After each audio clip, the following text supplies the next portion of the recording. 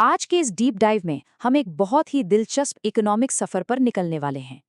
एक दशक पुरानी मैन्युफैक्चरिंग पॉलिसी से लेकर 2025 के शानदार आर्थिक आंकड़ों तक की कहानी।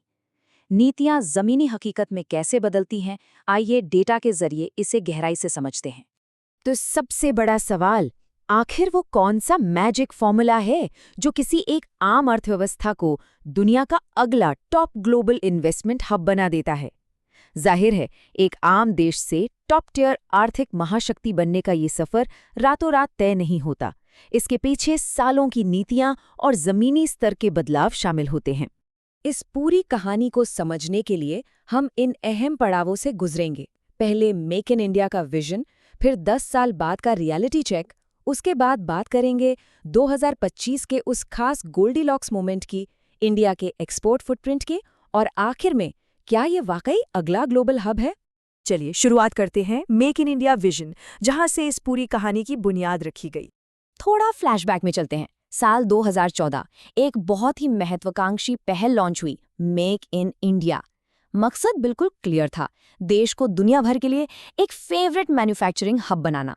इन बड़े आर्थिक लक्ष्यों के लिए जो पहली डेडलाइन सेट की गई थी वो थी 2022, जिसे बाद में हालात के हिसाब से एडजस्ट करके 2025 कर दिया गया। अब ये कोई छोटे मोटे लक्ष्य नहीं थे। सफलता को मापने के लिए 3 बेहद बड़े और स्पष्ट टारगेट्स रखे गए। पहला, मैन्युफैक्चरिंग सेक्टर की ग्रोथ को 12 से 14% सालाना तक ले जाना। दूसरा, अर्थव्यवस्था में 100 मिलियन, जी हाँ 100 मिलियन नई मैन्युफैक्चरिंग नौकरियां पैदा करना। और तीसरा, जीडीपी में मैन्युफैक्चरिंग की हिस्सेदारी को 25% तक पहुंचाना। इतने विशाल टारगेट्स अचीव करने के लिए जाहिर है बहुत सारा पैसा चाहिए था। तो विदेशी निवेश यानी एफडीआई के दरवाजे पूरी तरह से खोल दिए गए। ज्यादातर सेक्टर्स में तो सीधे 100% विदेशी निवेश की छूट मिल गई।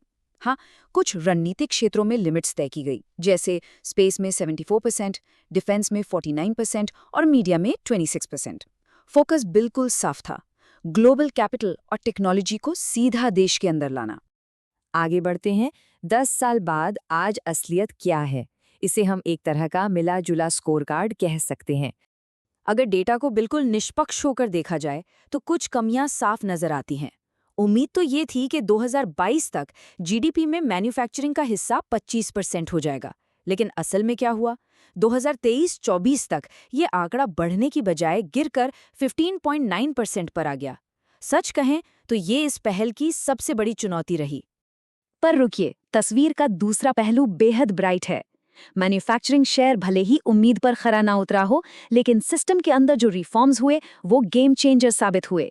जरा सोचिए, वर्ल्ड बैंक की ease of doing business ranking में 130वें स्थान से सीधे 63वें स्थान की जबरदस्त छलांग।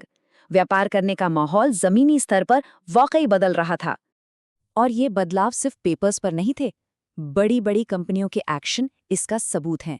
एप्पल ने दुनिया के 25% आईफोन्स यहीं बनाने का टारगेट सेट कर लिया। डिफेंस में आत्मनिर्भरता के लिए 26 आइटम्स को सिर्फ लोकल सप्लायर्स के लिए रिजर्व कर दिया गया। और किया मोटर्स ने $1.1 बिलियन के भारी भरकम निवेश से अपना मैन्युफैक्चरिंग प्लांट ही लगा डाला। अब आते हैं कहानी के सबसे दिलचस्प मोड़ पर, 2025 का गोल्डीलॉक्स मोमेंट। हाई ग्रोथ, लो इन्फ्लेशन। अब ये गोल्डीलॉक्स इकोनॉमी क्या भला है? ये बच्चों की उस फेमस कहानी की तरह है जहां दलिया न ज्यादा गर्म था न ज्यादा ठंडा, बिल्कुल परफेक्ट। इकोनॉमिक्स में ये एक ऐसी दुर्लभ स्थिति है जहां उच्च विकास दर और कम महंगाई एक साथ देखने को मिलते हैं, एक परफेक्ट बैलेंस। 2025 के रिपोर्ट्स कुछ ऐसे ही हालात बयान कर रही हैं। इसके सबूत बहुत ही सॉलिड हैं। 2025-26 की दूसरी तिमाही में जीडीपी ग्रोथ 8.2% के हाई पर पहुंच गई। और ये ग्रोथ हवा में नहीं हुई है, इसके पीछे डोमेस्टिक मार्केट की मजबूत डिमांड और कंजम्पशन का सबसे बड़ा हाथ रहा है। अब गोल्डीलॉक्स इक्वेशन का दूसरा हिस्सा देखते हैं, महंगाई पर नियंत्रण। सीपीआई यानी खुदरा महंगाई दर लगातार कम हुई है। जनवरी 2025 के 4.26% से गिरते हुए ये नवंबर 2025 तक महज 0.71% रह गई।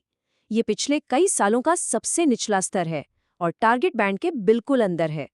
और जब विकास दर तेजी से बढ़ती है तो उसका सीधा असर जमीन पर दिखता है। जो अनएम्प्लॉयमेंट रेट यानी बेरोजगारी दर है वो नवंबर 2025 में कम होकर 4.7% पर आ गई। ये महज कागजी वृद्धि नहीं है, बल्कि ये रोजगार पैदा करने वाली एक वास्तविक अर्थव्यवस्था का बहुत बड़ा संकेत है। डोमेस्टिक मार्केट के बाद अब बात करते हैं ग्लोबल लेवल की, इंडिया का एक्सपोर्ट फुटप्रिंट और उसका विस्तार। ग्लोबल मार्केट में इतनी उथल-पुथल के बावजूद एक्सपोर्ट्स ने गजब का लचीलापन दिखाया है। सिर्फ एक महीने में, जी हाँ, सिर्फ नवंबर 2005 में मर्चेंडाइज एक्सपोर्ट्स का आंकड़ा $38.13 बिलियन को पार कर गया। ये अपने आप में एक बहुत बड़ा अचीवमेंट है। और सबसे मजेदार बात यह है कि ये उछाल किन चीजों में आया। आंकड़े सच में चौंकाने वाले हैं। जनवरी से नवंबर 2025 के बीच काजू के निर्यात में 64% और समुद्री उत्पादों में 62% का भारी जंप देखा गया। साथ ही जो सबसे क्रूशियल सेक्टर है, इलेक्ट्रॉनिक गुड्स, उसमें भी 17% से ज्यादा की वृद्धि हुई। ये दिखाता है कि ग्लोबल सप्लाई चेन में हमारी पकड़ कितनी मजबूत हो रही है। ये सब मुमकिन हो पाया स्ट्रैटेजिक डाइवर्सिफिकेशन की वजह से। यूके, ओमान, न्यूजीलैंड, चीन और यूएई, इन सब के साथ ट्रेड पार्टनरशिप्स का दायरा बढ़ाया गया। मतलब सिर्फ कुछ गिने चुने देशों पर निर्भर रहने की जो पुरानी आदत थी, उसे सफलतापूर्वक बदल दिया गया। तो इस सब का निष्कर्ष क्या है? क्या हम दुनिया के अगले ग्लोबल हब की तरफ देख रहे हैं? अगर अंतर्राष्ट्रीय एजेंसियों की माने तो उनका कॉन्फिडेंस लेवल बहुत हाई है। वर्ल्ड बैंक ने 6.5% विकास का अनुमान लगाया और आईएमएफ ने तो इसे बढ़ाकर 6.6% कर दिया है। और सबसे बड़ी प्रोजेक्शन वो ये कि 2030 तक $7.3 ट्रिलियन के साथ ये दुनिया की तीसरी सबसे बड़ी अर्थव्यवस्था बनने की राह पर है। ये सच में माइंड ब्लोइंग है। तो चलिए इस चर्चा को एक बहुत ही गहरे सवाल के साथ खत्म करते हैं। क्या 2025 का ये गोल्डीलॉक्स एरा इस बात का अंतिम प्रमाण है कि 2014 में मेक इन इंडिया की जो जमीनी बुनियाद रखी गई थी वो आखिरकार रंग ला रही है? भले ही शुरुआत में रिजल्ट्स मिले जुले रहे हों, लेकिन क्या शुरुआती दौर की वो संघर्षपूर्ण पहल ही आज की इस विस्फोटक आर्थिक वास्तविकता की असली उत्प्रेरक थी? ये एक ऐसा सवाल है जिस पर हम सबको गहराई से विचार करना चाहिए।